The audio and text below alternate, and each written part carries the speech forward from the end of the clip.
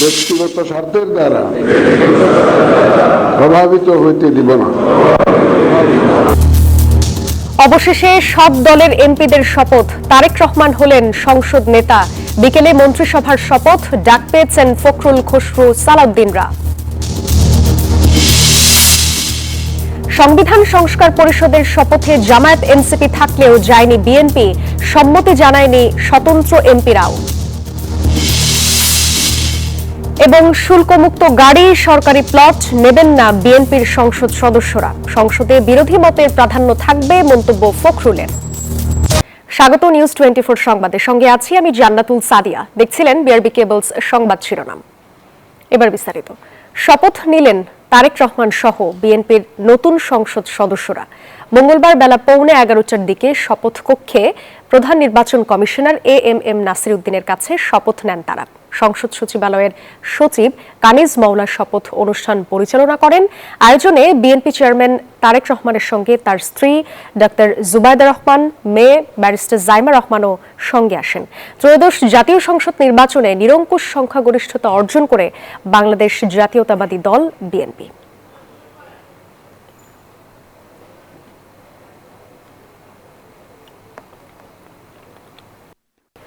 এদিকে সকালে না বললেও দুপুরে এসে শপথ নিয়েছেন জামায়াত ইসলামের নির্বাচিত সংসদ সদস্যরা। তাদের সঙ্গে ইসলামী আন্দোলন ও স্বতন্ত্র প্রার্থী হিসেবে নির্বাচিতরাও শপথ নিয়েছেন।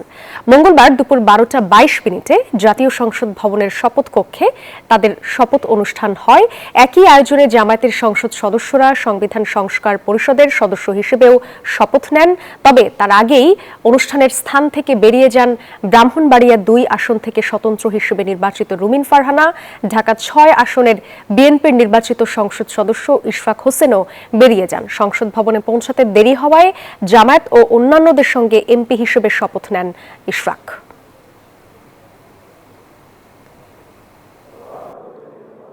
জাতীয় নাগরিক পার্টি এনসিপির সদস্যরাও শপথ নিয়েছেন।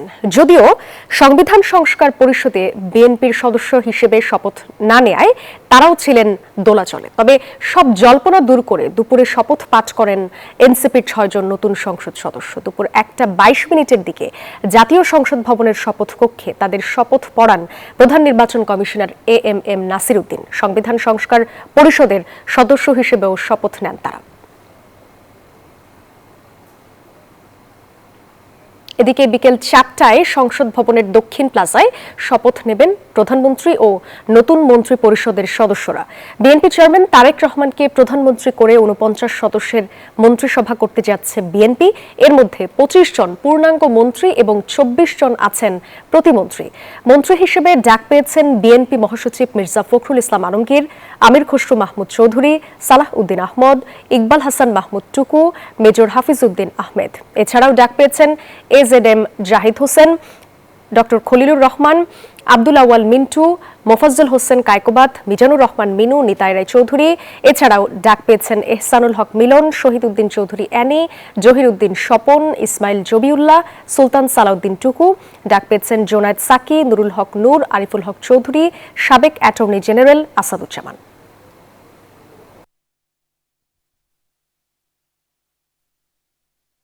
সংসদ নেতা নির্বাচিত হলেন বিএনপি চেয়ারম্যান তারেক রহমান। বেলা 11:15টার দিকে সংসদীয় দলের সভাকক্ষে বৈঠকে এই সিদ্ধান্ত হয়। সভায় আরও সিদ্ধান্ত হয় বিএনপির এমপিরা শুল্কমুক্ত গাড়ি ও সরকারি প্লট নেবেন না।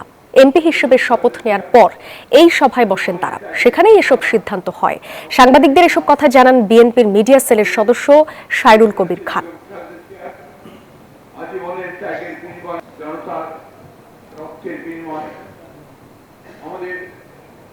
বিএনপি সংসদে সংখ্যাগরিষ্ঠতা নিয়ে জাতিকে একটি সুনির্দিষ্ট লক্ষ্যের দিকে নিয়ে যাবে, এমনটাই বলেছেন দলের মহাসচিব মির্জা ফখরুল ইসলাম আলমগীর। বলেন, বিরোধী দলকে সঙ্গে নিয়েই কাজ করবে সরকার। দুপুরে শপথ নেয়ার পর সংসদ ভবনে এসব কথা বলেন তিনি। এই সংসদ বাংলাদেশের রাজনৈতিক অঙ্গনে এবং অর্থনৈতিক অঙ্গনে নেতৃত্ব দেবে এবং আমরা বিরোধী দলের সঙ্গে আমরা সংসদে অত্যন্ত আন্তরিকতার সঙ্গে সৌহার্দ্যের সঙ্গে কাজ করতে চাই। বিদ্যমান সংবিধান অনুযায়ী শপথ গ্রহণ করেছে বিএনপি, বলেছেন দলটির স্থায়ী কমিটির সদস্য ও নবনির্বাচিত সংসদ সদস্য সালাহ উদ্দিন আহমদ। বলেন, সংসদীয় সভায় তারেক রহমানকে সংসদ নেতা হিসেবে রেখে রাষ্ট্রপতিকে জানিয়ে চিঠি দিয়েছে বিএনপি। দুপুরে সংসদ সদস্য হিসেবে শপথ নেয়ার পর এসব কথা বলেন তিনি। স্পিকার এবং ডেপুটি স্পিকার যদি শপথ পাঠ করাতে না পারেন, অপারগতা প্রকাশ করেন অথবা পাওয়া না যায়, তাদের প্রতিনিধি যদি মনোনীত প্রতিনিধি যদি তা না করেন 3 দিনের মধ্যে, তাহলে চতুর্থ দিন থেকে পরবর্তী 3 দিনের মধ্যে প্রধান নির্বাচন কমিশনার সংসদ সদস্যদের শপথ পাঠ করাবেন। সেই বিধান অনুযায়ী প্রধান নির্বাচন কমিশনার সাংবিধানিকভাবে ক্ষমতাপ্রাপ্ত হয়ে তিনি আমাদেরকে শপথ পাঠ করিয়েছেন। আমাদের নেতা জনাব তারেক রহমানকে আমরা সংসদীয় দলের নেতা নির্বাচিত করেছি এবং তার প্রেক্ষিতে আমরা রাষ্ট্রপতির কাছে চিঠি পাঠিয়েছি। দেশ ও দেশের মানুষের পক্ষে কাজ করবেন বলে জানিয়েছেন স্বতন্ত্র নির্বাচিত সংসদ সদস্য রুমিন ফারহানা। বলেছেন, যথাযথভাবে তিনি তার দায়িত্ব পালন করবেন। দুপুরে সংসদ ভবনে শপথ নেয়ার পর তাৎক্ষণিক প্রতিক্রিয়ায় এই কথা জানান তিনি। আসলে আমার অবস্থান সবসময় দেশের পক্ষে, দেশের মানুষের পক্ষে, সার্বিকভাবে বাংলাদেশের পক্ষে। সো আমার অবস্থান আগেও তাই ছিল, এখনো তাই থাকবে। এটা কার পক্ষে যাবে, কার বিপক্ষে যাবে সেটা আমি জানি না। আমি আমার দায়িত্ব এবং কর্তব্য যেটা, সেটাই আমি পালন করব। এই মুহূর্তে সংসদ ভবন এলাকায় আছেন আমাদের সহকর্মীরা। আমরা শুরুতেই যুক্ত হচ্ছি মারুফা রহমানের সাথে। মারুফা, নতুন এমপিরা তো শপথ নিলেন, নতুন সংসদ সদস্য আসলে কে কি বলছেন, আর এরপর তো মন্ত্রিসভার সদস্যরা বিকেলে শপথ নেবেন, কি কি কার্যক্রম রয়েছে একটু জানাবেন বিস্তারিত। এমপিরা যারা শপথ নিয়ে গণমাধ্যমে কথা বলেছেন তাদের অনেকেই কিন্তু আবার মন্ত্রী হওয়ার ডাক পেয়েছেন, অর্থাৎ তারা ফোন পেয়েছেন। আর কিছুক্ষণ পরেই বিকেলে কিন্তু মন্ত্রীদেরকে শপথ পড়াবেন বিএনপির প্রধানমন্ত্রী হিসেবে জনাব তারেক রহমান, এবং তিনি কিন্তু ইতিমধ্যে এখানে এমপিদেরকেও শপথ পড়িয়েছেন। এরপর পরেই কিন্তু মন্ত্রীদের শপথ পড়ানো হবে, সেই প্রস্তুতিটি এখানে জোরদারভাবে চলছে। আর যারা একই সাথে মন্ত্রী হওয়ার জন্য ফোন পেয়েছে এবং এমপির শপথ নিয়েছেন তারা কিন্তু গণমাধ্যমে কথা বলেছেন। যেরকম বিএনপির মহাসচিব মির্জা ফখরুল ইসলাম আলমগীর, তিনি নতুন বাংলাদেশের কথা বলেছেন, গণতন্ত্রের কথা বলেছেন এবং একই সাথে বিচার ব্যবস্থা সহ তাদের যে 31 দফা বাস্তবায়নের বিষয়টি রয়েছে সেই নিয়ে কথা বলেছেন। আমরা শুনেছি সম্ভাব্য স্বরাষ্ট্রমন্ত্রী হতে পারেন বিএনপির স্থায়ী কমিটির সদস্য সালাহ উদ্দিন আহমেদ। তিনি এমপি হিসেবে শপথ নিয়েছেন এবং জোর আলোচনা রয়েছে তিনি স্বরাষ্ট্র মন্ত্রী হতে যাচ্ছেন। তার সঙ্গে থাকা একজন গণমাধ্যমকে ইতিমধ্যে এই কথাটি বলেছেন। একই সাথে আপনাকে যদি যে বলি যে মন্ত্রীর তালিকায় কাদের কাদের নাম আছে, সেখানে মির্জা ফখরুল ইসলাম আলমগীর, সালাহ উদ্দিন আহমেদ, ডক্টর মঈন খান, আমির খসরু মাহমুদ চৌধুরী, মির্জা আব্বাস, ইকবাল হাসান মাহমুদ টুকু, ডক্টর AZM জাহিদ হোসেন, খন্দকার মুক্তাদির, এহসানুল হক মিলন, জহিরুদ্দিন স্বপন, শহীদুদ্দিন চৌধুরী অ্যানি, শ্যামা ওবায়দ, মীর শাহ আলম, আব্দুল আওয়াল মিন্টু, জোনায়েদ সাকি, আন্দালিব রহমান পার্থ, ফরহাদ হোসেন আজাদ, ব্যারিস্টার মীর হেলাল, এদের প্রত্যেকের সঙ্গেই গণমাধ্যমের কথা হয়েছে এবং তারা ফোন পেয়েছে এটুকু নিশ্চিত করেছে। এখন আসলে মূল কৌতূহলের জায়গাটি আসলে কে কোন মন্ত্রণালয়ের দায়িত্ব পেতে যাচ্ছেন, এই বিষয়টি আসলে এখনো পর্যন্ত খোলাসা করে একেবারে যেটিকে বলা হয় আনুষ্ঠানিকভাবে বলা যায় না, তবে অনানুষ্ঠানিক সূত্রে আমরা কিন্তু বেশ কিছু মন্ত্রণালয়ের তথ্য আমাদের হাতে এসেছে। যেরকম পররাষ্ট্র বিষয়ে আমরা জেনেছি ডক্টর খলিলুর রহমান, তার একটা সম্ভাবনা আছে, তার নাম শোনা যাচ্ছে। আমরা শিল্প মন্ত্রণালয়, আমরা বাণিজ্য মন্ত্রণালয়ে আব্দুল আওয়াল মিন্টুর নাম শুনেছি। আমরা পররাষ্ট্র মন্ত্রণালয়ে, সেটি তো বললামই, এরকম বেশ কিছু আসলে নাম শোনা যাচ্ছে। তথ্যতে আমরা শুনেছি জহিরুদ্দিন স্বপনের নাম, স্বাস্থ্যতে আমরা ডক্টর AZM জাহিদ হোসেনের নাম শুনেছি। আসলে যারা বিভিন্ন এমপির এলাকার যারা অনুসারী রয়েছেন, কর্মী রয়েছেন, নেতারা রয়েছেন, তারাই আসলে উদ্গ্রীব হয়ে অপেক্ষা করছেন। আপনি দেখছেন যে সংসদের বাইরে আমি দাঁড়িয়ে রয়েছি, এই কক্ষ থেকে কিন্তু একে একে বেরিয়ে আসছে এবং তারা তাদের কথাগুলো জানাচ্ছেন। সদ্য এমপি হয়েছেন ফজলুর রহমান, তিনি জানিয়েছেন বাংলাদেশ মুক্তিযুদ্ধের চেতনায় চলবে, মুক্তিযুদ্ধের পক্ষে আসলে আগামীর বাংলাদেশ অগ্রযাত্রা করবে এরকম তথ্য জানিয়েছেন। ডাক্তার রুবিন ফারহানা, যিনি স্বতন্ত্র প্রার্থী হিসেবে ব্রাহ্মণবাড়িয়া থেকে জিতেছেন, তিনি তার এলাকায় কি কি কাজ করবেন সেটি বলেছেন। আমরা অপেক্ষা করছি জামায়াতের আমির ডাক্তার শফিকুর রহমান, তিনি হয়তো কিছুক্ষণের মধ্যে বেরোবেন, তার মন্তব্য নেওয়ার আমরা চেষ্টা করব। একই সাথে বিএনপির যারা বিভিন্ন জোটে বা আন্দোলন সংগ্রামের সঙ্গী ছিলেন তারাও কিন্তু কেউ মন্ত্রীর ডাক পেয়েছেন। এর মধ্যে আমরা শুনেছি নুরুল হক নূরের নাম শুনেছি, জোনায়েদ সাকির নাম শুনেছি, আন্দালিব রহমান পার্থের কথা আমরা শুনেছি। এছাড়াও টেকনোক্রেট কিছু মন্ত্রীর কথাও আমরা শুনেছি যে তারা ফোন পেয়েছেন। তো আসলে এখন পর্যন্ত এখানে সকলেই কৌতূহল নিয়ে আছে কে কোন মন্ত্রণালয়ের দায়িত্ব পাবেন। আর সংসদের দক্ষিণ প্লাজায় আর কিছুক্ষণের মধ্যে শুরু হবে। বিগত 1.5 বছর অন্তর্বর্তী একটি সরকার রাষ্ট্রীয় ক্ষমতায় ছিল, এখন সেটি একটি নির্বাচনের মধ্য দিয়ে সংখ্যাগরিষ্ঠ আসন পেয়ে বিএনপি ক্ষমতায় এসেছে এবং আনুষ্ঠানিকভাবে শপথ নিয়ে দেশ পরিচালনার দায়িত্বে আসলে তারা হাঁটবেন।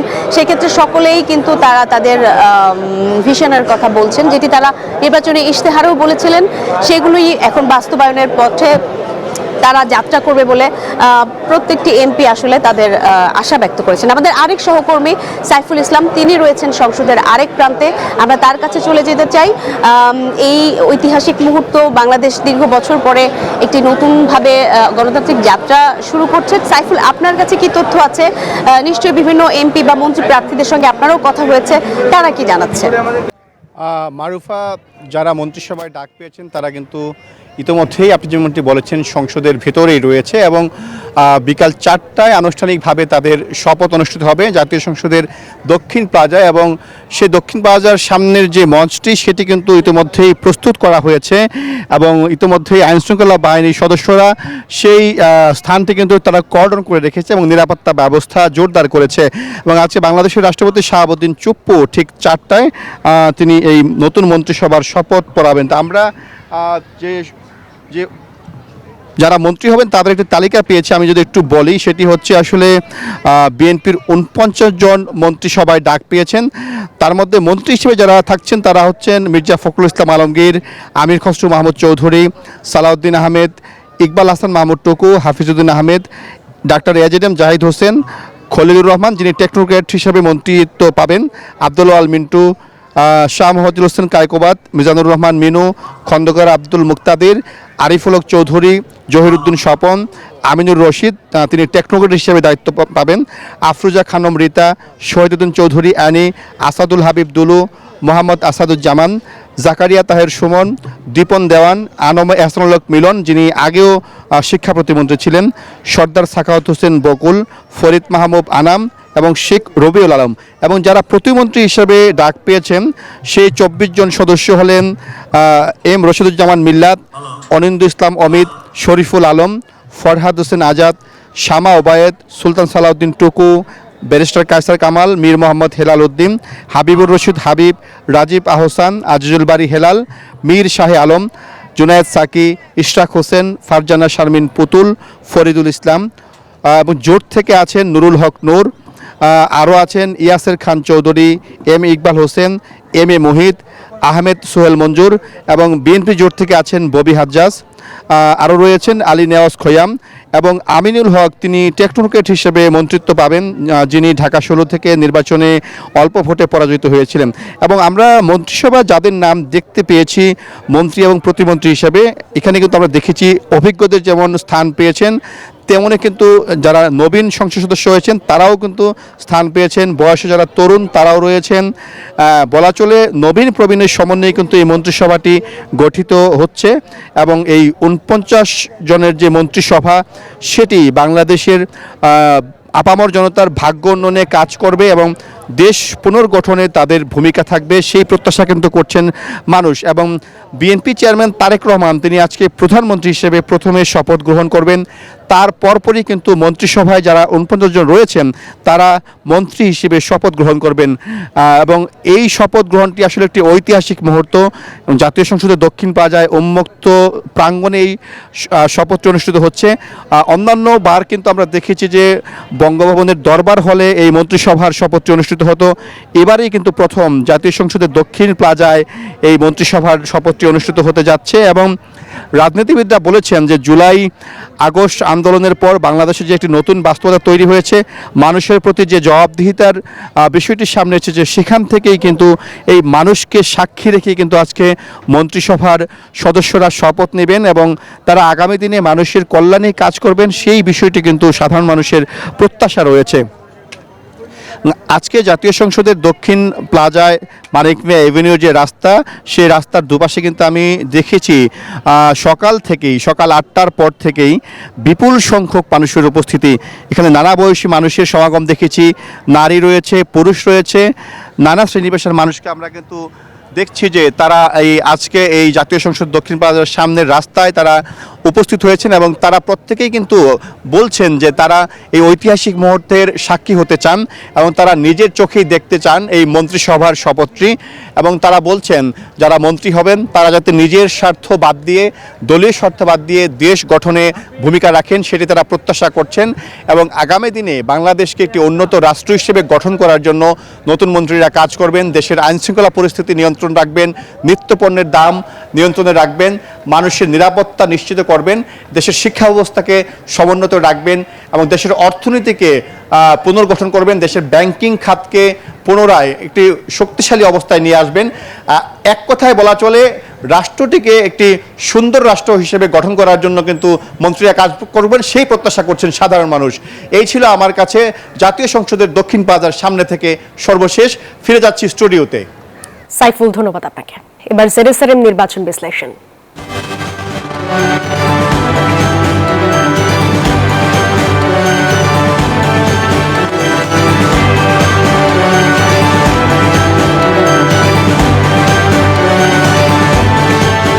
সবার ভরসা পেতে নিজেকে হতে হয় পাতের মতো দৃঢ়, ঠিক যেমনটা জেরুসালেম 25 বছরের পথ চলায় নিরাপদে রাখার প্রত্যয়ে।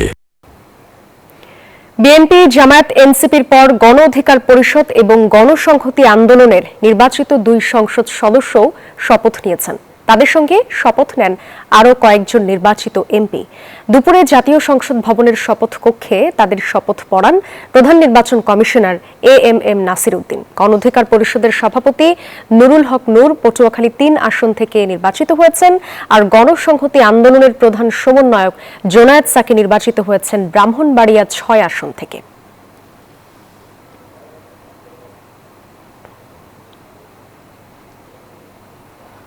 সংসদ সদস্য নির্বাচিত হইয়া সশ্রদ্ধ চিত্তে জাতীয় সংসদের সাধারণ নির্বাচনে নির্বাচিত মাননীয়। দর্শক, এবারে আমরা চলে যাব সচিবালয়ে। সেখানে আছেন আমাদের সহকর্মী শাহনাজ ইয়াসমিন। চলে যাচ্ছে তার কাছে। ইয়াসমিন, নতুন মন্ত্রিসভার যারা সদস্য তাদের তো আসলে শপথ বিকেলে হচ্ছে, এখন আসলে সচিবালয়ে কি চলছে সেই চিত্র যদি আমাদেরকে জানান।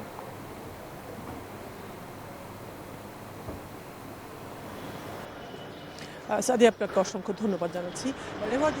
যখনই এই নতুন মন্ত্রিসভা গঠিত হয় নির্বাচনের পর, পুরো কাজটি করতে হয় মন্ত্রিপরিষদ বিভাগকে এবং এবারও সেটাই করেছে এবং গত 3 থেকে 4 দিন মন্ত্রিপরিষদ বিভাগ ভীষণ ব্যস্ত ছিল এই নতুন মন্ত্রীদের শপথ পড়ানোর বিষয় নিয়ে। এবং আজকে এবারের বিষয়টি যেহেতু ভিন্ন প্রেক্ষাপটে এই মন্ত্রীদের শপথ হচ্ছে, এমপিদের শপথ হয়েছে, কারণ প্রতিবারই বঙ্গভবনে শপথ হয়, এবার তো আসলে সকালবেলায় শপথ হলো এমপিদের এবং বিকেল 4টায় মন্ত্রীদের শপথ হচ্ছে এই দক্ষিণ প্লাজায় বঙ্গভবনের। এবং সকাল থেকে আজকে ঠিক সকাল 7টা থেকে সচিবালয় মন্ত্রিপরিষদ বিভাগের ব্যস্ততা ছিল আমরা দেখেছি, কারণ আজকে সকালেই যারা মন্ত্রী হয়েছেন তাদেরকে ফোন দিয়েছে এই মন্ত্রিপরিষদ বিভাগ থেকে এবং এটা রেওয়াজ অনুযায়ী মন্ত্রিপরিষদ বিভাগ থেকে এই ফোনগুলো যায় মন্ত্রী প্রতিমন্ত্রীদের কাছে এবং চূড়ান্ত তালিকাটা তারা আজকে সকালে পেয়েছেন এবং তারা তালিকা পাওয়ার পর থেকে এই তারা ফোন দেওয়া শুরু করেছেন এবং এখন পর্যন্ত আমাদের হাতে যে তালিকা আছে মন্ত্রী পরিষদ বিভাগের সূত্রে, সেখানে আমরা দেখেছি তারেক রহমানের নেতৃত্বে 49 সদস্যের মন্ত্রিসভা গঠিত হচ্ছে এবং তারেক রহমান প্রধানমন্ত্রী হচ্ছেন, অর্থাৎ প্রধানমন্ত্রী সহ 50 সদস্যের এই মন্ত্রিসভা গঠিত হচ্ছে। এর মধ্যে 25 জন হচ্ছেন মন্ত্রী আর 24 জন হচ্ছে প্রতিমন্ত্রী। এবং এই তালিকাটা নিশ্চয়ই এতক্ষণে আমাদের টেলিভিশন নিউজ 24 অন এয়ারও হয়েছে যে কারা কারা আসলে মন্ত্রী প্রতিমন্ত্রী হচ্ছেন। কিছুক্ষণ আগে এই মন্ত্রী পরিষদ বিভাগ থেকে যেখানে যে মন্ত্রী প্রতিমন্ত্রীদের নতুন গাড়ি সে বের হয়ে গিয়েছে। এর আগে যতবার আমরা দেখেছি যে এই গাড়িগুলো যায় মন্ত্রী প্রতিমন্ত্রীদের বাড়িতে, কিন্তু এবার যেহেতু ভিন্ন প্রেক্ষাপটে সংসদ ভবনই সকালবেলা মন্ত্রীদের এমপিদের শপথ, বিকেলে মন্ত্রীদের শপথ, এ কারণে যারা এমপি হিসেবে সকালে শপথ নিয়েছেন তারা সংসদ ভবন ছেড়ে যাননি, বিকেলে মন্ত্রী পরিষদের শপথ নেওয়ার পর তারা যাবেন। এজন্য এই সচিবালয় থেকে যে 49টি গাড়ি গিয়েছে সেটা সংসদ ভবনে সরাসরি চলে গিয়েছে এবং শপথ নেওয়ার পর মন্ত্রীরা এই গাড়ি করে বাড়িতে যাবেন।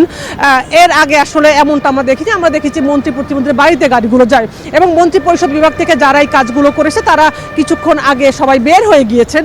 আমি একটু নামগুলো বলতে চাচ্ছি। এখন পর্যন্ত আমার যে কাছে আছে যে মন্ত্রী হিসেবে যারা 25 জনের তালিকা আছে: মির্জা ফখরুল ইসলাম আলমগীর, আমির খসরু মাহমুদ চৌধুরী, সালাউদ্দিন আহমেদ, ইকবাল হাসান মাহমুদ, হাফিজউদ্দিন আহমদ হাসান, আবু জাফর, জাহিদ হোসেন এবং আছেন জনাব আব্দুল আওয়াল মিন্টু, কাজী শাহ মোয়াজ্জেম, মিজানুর রহমান মিনু, নিতাই রায় চৌধুরী, আব্দুল মুক্তাদির, আরিফুল হক চৌধুরী, জহির উদ্দিন স্বপন, মোহাম্মদ আমিনুর রশিদ, আফরোজা খানম, শহীদুদ্দিন চৌধুরিয়ানি, আসাদুল হাবিব দুলু, আসাদুজ্জামান এমপি, দীপেন দেওয়ান, আনম হেসানুল হক মিলন, সর্দার মোহাম্মদ সাখাওয়াত হোসেন, ফকির মাহবুব আলম আনাম, শেখ রবিউল আলম। এই ছিল আমার হাতের 25 জন মন্ত্রীর। আর প্রতিমন্ত্রী হিসাবে আছেন রশিদুজ্জামান মিল্লাত, আছেন অরিন্দ ইসলাম অমিত, শরীফুল আলম, শামা ওবায়দ ইসলাম, সুলতান সালাউদ্দিন টুকু, ব্যারিস্টার কায়সার কামাল, ফরাদ হোসেন আজাদ, আমিনুল হক টেকনোক্রেট কোটায়, মীর মোহাম্মদ হেলাল উদ্দিন, জনাব হাবিবুর রশিদ, রাজীব আহসান, আব্দুল বাড়ি, মীর শাহ আলম, জনাব জুনায়েদ রহিম সাকি, ইশরাক হোসেন, ফারজানা শারমিন, ফরিদুল ইসলাম, নুরুল হক, ইয়াসের খান এবং ইকবাল হোসেন, জনাব মুহিত, এম এ মুহিদ, আহমদ সোহেল মঞ্জু, ববি হাজ্জাজ, আলী নওয়াজ মাহমুদ খয়াম। এবং এবার টেকনোক্রেট কোটায় এখন পর্যন্ত একজন মন্ত্রী, একজন প্রতিমন্ত্রীর নাম আমরা পেয়েছি। সাদিয়া। ইয়াসমিন, আপনাকে অনেক ধন্যবাদ। দীর্ঘ সংগ্রাম, কারাবরণ ও নির্বাসিত জীবনের এক বিশাল অভিজ্ঞতার ঝুলি নিয়ে এখন দেশের প্রধানমন্ত্রী তারেক রহমান। দলের তৃণমূল থেকে প্রধানমন্ত্রিত্বের এই পদে আসতে কণ্টকাকীর্ণ পথ পাড়ি দিতে হয়েছে বাংলার মার্টিন লুথার কিংকে। অবশেষে দেশের হাল ধরতে যাচ্ছেন বেগম খালেদা জিয়া ও জিয়াউর রহমান পুত্র তারেক রহমান। অন্তরা বিশ্বাসের রিপোর্ট। তার নেতৃত্বে আসা ছিল অনিবার্য। বাবা ছিলেন রাষ্ট্রপতি, মা প্রধানমন্ত্রী। ছোটবেলা থেকে রাজনৈতিক পরিমণ্ডলে বেড়ে ওঠা, তবে পথটা এত সহজ ছিল না। 21 বছর বয়সে 1986 সালে তারেক রহমান প্রথম জনসম্মুখে রাজনৈতিক বক্তব্য রাখেন। এরপর 1988 সালে বগুড়ার গাবতলী উপজেলা ইউনিটের একজন সাধারণ সদস্য হিসেবে বিএনপিতে যোগ দেন। রাজনীতিতে তার সক্রিয় আগমন 1991 সালে। মা খালেদা জিয়ার সাথে সারা দেশে নির্বাচনী প্রচারণায় অংশ নেন তিনি। 2001 সালে মায়ের নির্বাচনী প্রচারণায় অংশ নেওয়ার পাশাপাশি নিজ পরিকল্পনায়ও প্রচারণা চালান। 2001 সালের নির্বাচনে বিএনপি নিরঙ্কুশ বিজয় অর্জন করে। 2002 সালে বিএনপির স্থায়ী কমিটি তাকে সিনিয়র যুগ্ম সম্পাদক পদে মনোনীত করে। 2005 সালে তিনি দেশব্যাপী তৃণমূল সম্মেলনের আয়োজন করেন। প্রতিটি উপজেলা ইউনিটের নেতা কর্মীদের সঙ্গে করেন মত বিনিময়। 2007 সালে সামরিক শাসন জারি হলে তারেক রহমানকে গ্রেপ্তার ও নির্যাতন করা হয়। 2008 সালে উন্নত চিকিৎসার জন্য তাকে লন্ডন যেতে হয়। দীর্ঘ 17 বছরের নির্বাসিত জীবন এবং কণ্টকাকীর্ণ রাজনৈতিক পথ পাড়ি দিতে হয় তাকে। 25 ডিসেম্বর 2025, 17 বছর পর দেশে ফেরেন তারেক রহমান। এই ফেরার মধ্য দিয়ে বিএনপির নবজাগরণ হয়। তারেক রহমান ফেরার 5 দিনের মাথায় তার মা বেগম খালেদা জিয়ার মৃত্যু হয়। হৃদয়ে রক্তক্ষরণ নিয়েই নামতে হয় নির্বাচনের মাঠে। মায়ের মৃত্যুর 10 দিন পর বিএনপির চেয়ারম্যান হন তারেক রহমান। প্রস্তুতি, প্রচারণা, দল সামলানো সব মিলিয়ে দেশে ফেরার পর থেকে যেন দম ফেলারও সময় মিলল না। দাপিয়ে বেড়ালেন পুরো দেশ, সারা দেশে চালালেন নির্বাচনী প্রচারণা। এরপর এলো সেই কাঙ্ক্ষিত বিজয়। 12 ফেব্রুয়ারির নির্বাচনে তারেক রহমানের নেতৃত্বে 209 আসন নিয়ে সংখ্যাগরিষ্ঠতা পায় বিএনপি। এবার দেখার পালা কেমনভাবে দেশ পরিচালনা করেন দেশের দ্বিতীয় পুরুষ প্রধানমন্ত্রী। জনমানুষের প্রত্যাশা, রাজনৈতিক প্রজ্ঞা ও অন্তর্দৃষ্টি দিয়ে দেশকে বিশ্বের দরবারে তুলে ধরবেন বাংলার নতুন কাণ্ডারি Tarique Rahman. I have a plan for the people of my country. Antara বিশ্বাস, নিউজ 24, ঢাকা। এবার মধুমতি ব্যাংক পিএলসি অর্থ বাণিজ্য সংবাদ। সংযমের মাস রমজান সামনে রেখে রূপগঞ্জ উপজেলার বিভিন্ন বাজারে বেড়েছে কেনাকাটার ব্যস্ততা। ভুলতা, গাউসিয়া, মোড়াপাড়া বা রূপগঞ্জ সদরের বাজারগুলোতে এখন তিল ধারণের ঠাঁই নেই। বিশেষ করে ডাল, চিনি, ছোলা, তেল এবং খেজুরের দোকানে ক্রেতাদের চাপ সবচেয়ে বেশি। সবার আহ্বান, রমজান ঘিরে অযথা পণ্য মজুত করে কেউ যাতে কৃত্রিম সংকট তৈরি না করতে পারে, এ লক্ষ্যে বাজার ব্যবস্থাপনায় নজরদারি বাড়ানোর তাগিদ দিচ্ছেন তারা। পাশাপাশি ভোক্তাদেরও সচেতনভাবে কেনাকাটা করার আহ্বান জানান তারা।